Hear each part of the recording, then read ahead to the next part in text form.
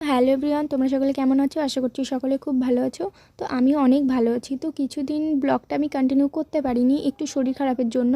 তো এবার থেকে কন্টিনিউ অবশ্যই দেব, চেষ্টা করব। তো যাই হোক, আমি আজকে একটা মেকআপের ভিডিও নিয়ে চলে এসেছি।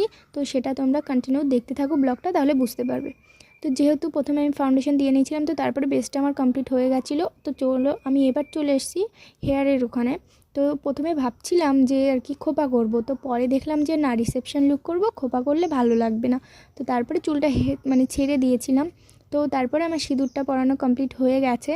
আর এদিকে চলছিল এখন আর কি ভিডিও নেবে। তো এখানে হচ্ছে ফটোও তুলছিল, এখন ভিডিও নিচ্ছে। তো তারপরে আমি দেখি বাইরে এসে সবাই দেখছি এখানে আম মাখা খাচ্ছে, রয়্যাল মাখা খাচ্ছে সবাই।